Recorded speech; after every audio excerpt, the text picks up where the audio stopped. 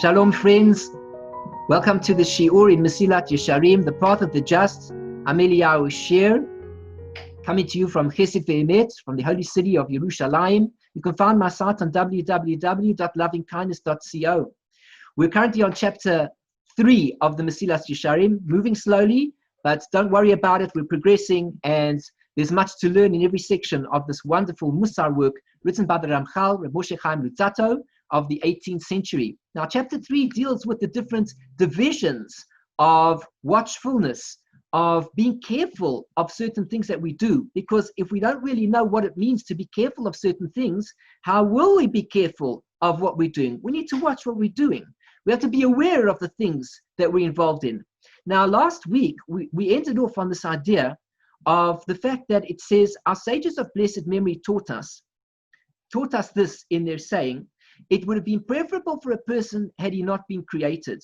But now that he has been created, let him examine, pishpush, his deeds. The first thing that a person has to do, the Ramchal was pointing out to us that as far as the Gemara was concerned, the rabbis had engaged in this debate that man doesn't seem to be doing what he should be doing properly in this world, and perhaps it would have been better for him not to have been created at all. Nevertheless, since he is created, he needs to examine his deeds. That means to say, to take a look at what he's doing. Pishpush. Others say, let him feel out his deeds. The word chosen here is mishmush. He needs to feel his deeds. What is the difference between pishpush, which is examining, and mishmush, which means to feel out?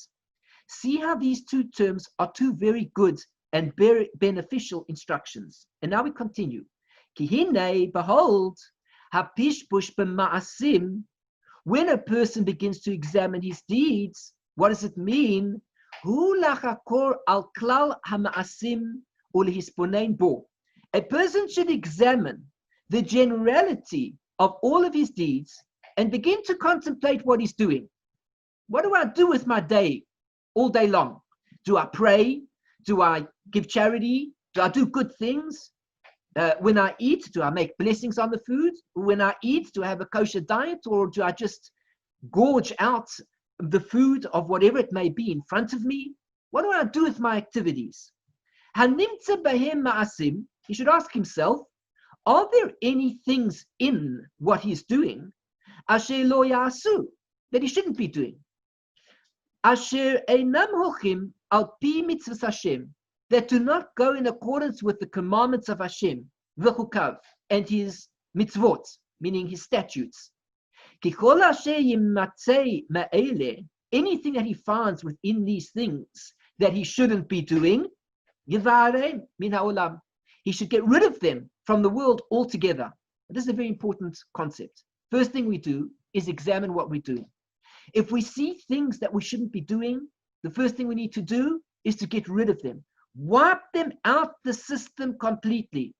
Is it bad to gorge out on a meal which is completely not kosher, which is not kosher at all, which has things in it that are not kosher, not good? Wipe it out completely. Take it out the system. Do I show my anger to people when I shouldn't? Get rid of it. Take it out of the system altogether. Am I jealous of people's things when I see that they've got all sorts of good things? Not a good trait to have. Get rid of it completely. Fine. That's pretty easy to do. Because when we see things that are bad, that we shouldn't have, we can contemplate on getting rid of the evil. However, mishmush, when it comes to feeling something, this is an investigation. Afilu b'ma'asim hatovim atzmam.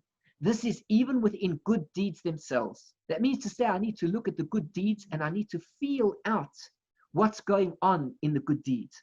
Lachakor v'lirot, to examine and to see. Hayesh be'inyanam eze pniya. Is there in it some sort of a direction, asher lo tova, which is not so good within it, or eze chelek ra, or a certain bad in it, sheyitztarek la'asirul le'ba'alo, that a person needs to remove it and get rid of it altogether. And here's the whole thing. This is like a person who is feeding a garment, and he wants to distinguish in it the good part and the strong part in the garment. Who? Is it strong or chalash? Or is the garment weak, or baloi, and it's falling apart? So too, he has to feel out his deeds. To distinguish their contents, with a complete distinction, until he remains completely pure. See, it's not good enough to get rid of the bad, like we said last week, and we're discussing this week, but also the good that we do.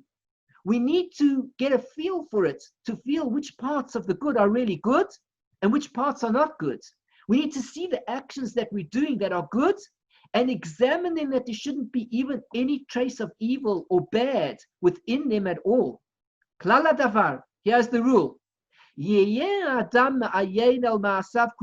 A person should investigate all of his deeds. He needs to contemplate them. And he needs to investigate all of his ways.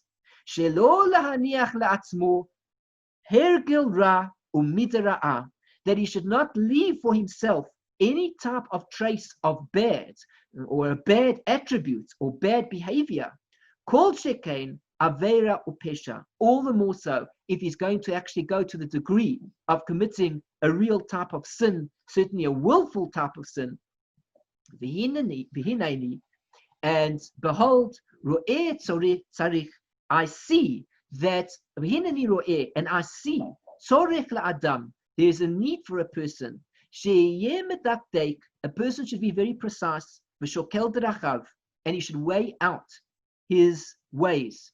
Every single thing that he does each day. Like the big merchants do. That they're weighing out constantly all of their business deals, in order that nothing should go wrong. And he should fix up times and hours to do this.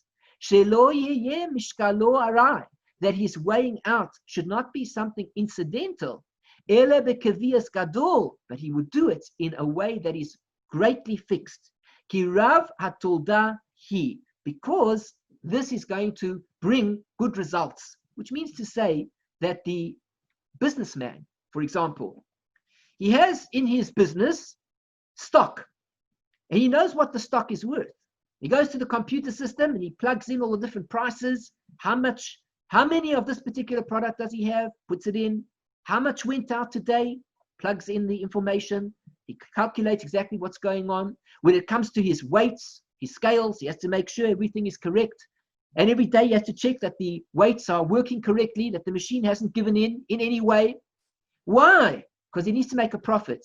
And of course, if he doesn't keep track of his stock, and then somebody comes in and he starts stealing certain things, and then he wonders at the end of the day, why did he make a loss?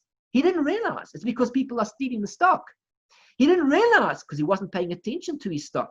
He needs to check up on what's going on.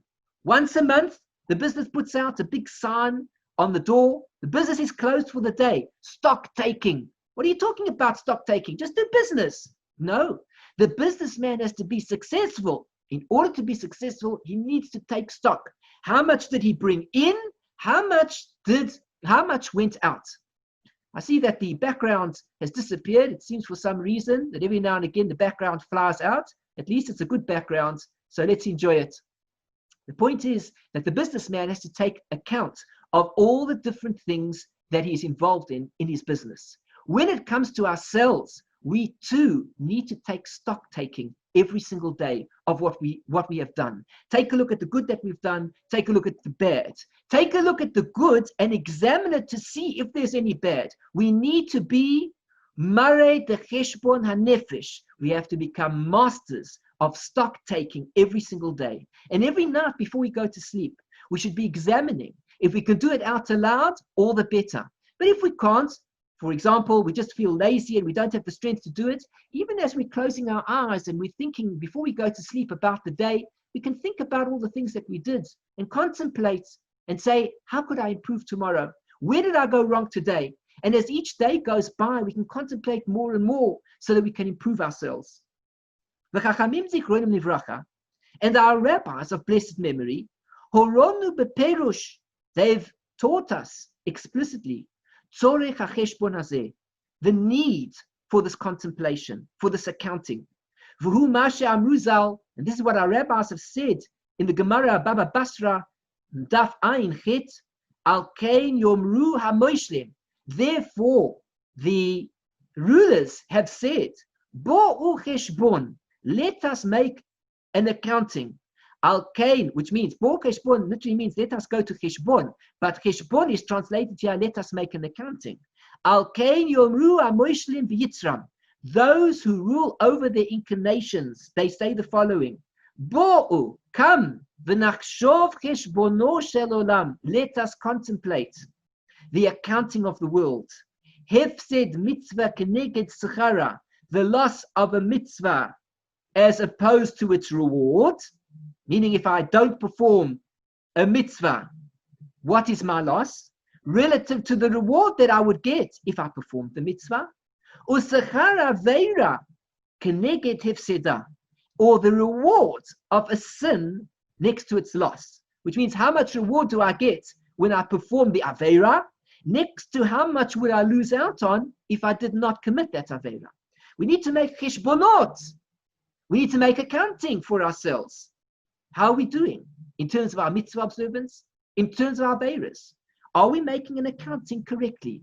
Is it worth committing this Aveira relative to the reward that I receive, the satisfaction I get from it? Is it worth not performing this mitzvah relative to the satisfaction that I get from not performing it, relative to the reward that I could really get if I performed the mitzvah? V'zeh, and this, ki ha'etza amitis hazot, this true advice, this true and correct advice, lo yochlu latet ota, is not able to give it, v'lo lirot amita, and not to see its truth. Only people who have already conquered their inclinations, and who rule over their inclinations, are really able to give this correct advice. Let us see that inside. This advice that we can get of how to conquer the inclination can only come about in an objective manner from a person who himself has got himself out of the mess. The Ramchal tells us that a person who is still bound up like a prisoner, in prison in his yetzer, like a person who is addicted to drugs, a person who is an alcoholic, a person who is addicted to all sorts of physical pleasures, he will not find it easy to get himself out of his addiction. In fact, he will imagine that he is not even addicted to the things that he's addicted to. Even a full-time smoker, when you confront him and you say to him, it seems to me that you're addicted to smoking, will put out his cigarette immediately in front of you and say, I'm not addicted. I am in charge of my desire for smoking. But really, it is the cigarette that is in charge of him. Because half an hour later, when nobody else is around, the desire of smoking will be awoken up in him once again and say, isn't it time for you to smoke another cigarette? And he will say to himself, fooling himself, I am in control of my smoking. When I wanted to smoke then, I smoked. When I wanted to put it out, I put it out. Now I feel like smoking again, and I will be in charge of it, and I will smoke again. But he doesn't realize, because he is subjective in the situation that he's involved in the addiction that he's involved in, that he is actually addicted to the cigarettes, that he is actually addicted to the drugs, that he is actually addicted to the alcohol. Only objectively speaking from another person who sees his situation and who doesn't find himself in the situation can point out to this other fellow who is in prison in his inclination that he is in fact in prison and he needs to get himself out. Only a person from the outside will be able to convince this person that he has to get himself out of his yetzer. This person who finds himself already addicted to his yetzer hara, to his evil inclination, to his evil desires, his eyes do not see the truth, hazois. And he cannot even recognize that he is trapped within the confines of the evil inclination. It is the way of the evil inclination to blind a person's sight that he doesn't even realize that he is in the grip of the Yetzer Hara. The Yetzer Hara is so good that it convinces him that not only should I appeal to you, not only should you be addicted to me, but I will even make you think that it is all of your own doing, and that if you so wish to, you could stop doing this particular action anytime that you wanted to. V'hinei, and the truth is, hu kaholech b'choshech, is a person is walking in the darkness. Sheyesh lefanav mikshulot, and he has in front of him all sorts of stumbling blocks. Ve'einei navro osotam, and his eyes do not see the stumbling blocks. Imagine a person, he gets up in the middle of the night, and it's all dark inside the house, and as he's walking, he trips over some Lego pieces, and he knocks over a table, and he falls flat. He doesn't even notice all the different things around him. Yet when he walks through the house, he thinks he can see perfectly. He cannot see perfectly. Unless he puts the lights on, he will not see perfectly. And as a result, he will stumble and fall over everything in his way. This is a person who becomes addicted to all sorts of physical desires, physical addictions, that it removes him from his correct path in life, which is to serve Hashem and to grow correctly, so that he ultimately prepares himself for the perfection required of him to enter into the next world, or even perfect this world as he needs to do. But he convinces himself otherwise, because he is like a man who is walking through a dark room, and people tell him that the room is dark, and he says, don't you tell me that this room is dark. I can see well. And all that he does is he stumbles over all sorts of things until ultimately ends up flat on his face. And this is what the rabbis have said to us. In Baba Metzia, in Daf Pei Gimel, Tashes Choshech V'hi Laila. You, God, have put out darkness, and so it becomes night, as it says in Tehillim. Zeh ha'olam hazeh. This is this world, shedomeh le'laila, which is comparable to night. We look around us with our eyes, and we think that we can see. We see everything around us. It is light. But according to this verse in Tehillim, according to the Gemara in Baba Metzia, this is not a world of light at all. It is a world of darkness. Everything in front of us is a stumbling block. But if we imagine that we can see it, if we imagine that we're in the world of light, all that will happen to us is we'll stumble over things thinking that we can see perfectly well. Now, who do we need to help us through this journey? We need the person who can really see. The person who's already outside of the darkness, who actually has a light over his head, who's seen the path in front and knows which direction to take. That is the person that we need to lead us out of our journey, to lead us out of the stumbling where we're going wrong. And understand how wondrous is this true statement, Hazeh, to the person who is prepared to go into depth to understand what this is all about. You have to be prepared. You have to be prepared to look at life and say, life is deeper than what I imagined it to be. I thought life was all about jacuzzis. I thought it was about taking trips on the sea 3 times a year on my private yacht. I thought it was all about going in the helicopter. Isn't that what life is all about? The Torah says that's not what life is about. There are these things in the world that are there to help us on our journey. Sometimes we even need to go ahead and use these particular facilities. But if the facility becomes one as an end to itself, that's no longer the journey. So we'll say, well, you don't know what you're talking about. I know better. I have earned that income, and I can tell you this is what life is all about. This is like the person who is walking in a dark room, and he thinks that he's got the path all worked out. But the reality is everything around him is a stumbling block. Because behold, the darkness of night,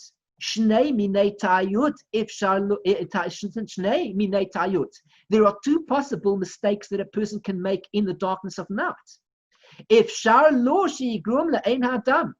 possible that there are 2 ways that it can cause to the eye of a person. Or it could be that it completely covers the eye until a person will not be able to see what's in front of him at all. And that's pretty good going, because if he can identify that he can't see, well, at least he's honest enough to say, I can't see. Or the darkness can confuse a person and can make him make a mistake. Until it appears amud, a pillar, ke'ilahu adam, as if it's a person. The person is looking in the darkness. He says, I see a man over there.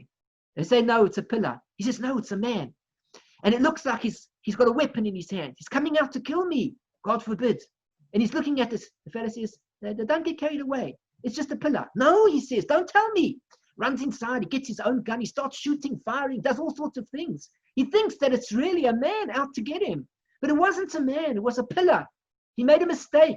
Perhaps he gets close enough one day and he realizes it was only a pillar. There's no man there. The darkness can deceive one. Worse is if the darkness deceives one into thinking something is that it's not, the person will go completely off the path. The Adam ke'iluhu amud, and he thinks that a person is a pillar. So the person is in front of him, and he walks straight into the person, bam, hits him, knocks him over. He says, oh, I thought it was just some sort of object in front of me. I didn't realize it was a person. He didn't pay attention. He needs to pay attention to what's in front of him. The famous story told about the blind people who one day are put up against an elephant, and each one is asked to identify what does an elephant look like. And the one who's next to the leg of the elephant, the one who's next to the toenails of the elephant, says, oh, the elephant is a very hard animal. And there's another one who's in front of the trunk of the animal. He feels the trunk. He says the elephant is a soft, gentle animal that swings around. And another one is by the tusk. He says, oh, it seems to me like the elephant must be a very powerful, strong creature. And another one feels the ears of the elephant. And he says the elephant seems to be a wobbly creature, seems to wobble from side to side. Another one feels the tail. Each one gives his impression about what the elephant is. But because they're blind and they're only standing by one portion of the elephant, each one thinks they know exactly what the elephant is, and they make a mistake. The elephant is none of those things. The elephant is the composite of all these things. It is all these things that make the elephant behave as it does. So to a person in this world, there is a darkness that makes us blind. And unfortunately, if we don't examine life well enough, we begin to think that life is just the toenail, or we begin to think that life is the tail, or we think that life is a tusk or an ear flapping about. We think all sorts of things. It's rough, it's smooth. We make up in our heads what we think life is about. But that is because of the darkness that covers us and makes us think that things aren't really as they are. So too is the physicality, the materiality of this world. It is a darkness of life to the eye of the intellect. And it causes a person shtei tayot. It's going to cause him two different problems. Next week, we're going to see what these problems are and how it's going to influence us, and how we have to learn to be objective, how we have to learn to be humble, to be able to think more about what life could really be. Only a thinking person will get himself out of the mess to realize that life is bigger than a toenail. Life is bigger than a tail, and life is not a tail, and life is not a toenail or a tusk, but rather life is so much bigger than all of these things. We need to investigate it. We need to know what it's about, so that we put ourselves on the right path, both to serving Hashem, both also to ourselves, to becoming greater people within ourselves, and then if we want to go further, to become decent people amongst society in general, and to grow as we should within all of our daily activities.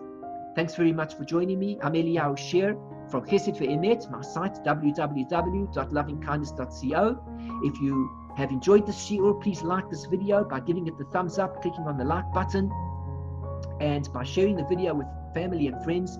Please subscribe to my channel and click on the bell button to be notified of future shiurim. If you've enjoyed this shiur or got something out of it, please do make a positive comment below, or feel free to contact me via my website on any subject, whether it's this shiur that you'd like to discuss, life, Torah, growth, whatever it is. I'd be delighted to be in touch. We can speak more about the different things that you're experiencing and what we're doing together and how we grow together. please come through to my site, and if you're able to, become a partner in the activities that we're involved in. You become a member, a monthly member, and assist us each month so that we'll be able to do more, produce more, and study more Torah, and of course, to be able to teach a lot more as we're doing over here. This, of course, is a live shiur. You're welcome to join us anytime that you want to, and just send me an email, and I'll send you a link each week, and you can join us. And those who support us, of course, take a part in the giving of these shiurim as well. So thanks for joining me. Feel free to be in touch. I'd be delighted to be in touch with you at a later stage as well. And I wish you everything of the best. Look forward to another shiur in the near future. And I wish you shalom, shalom. Bye-bye.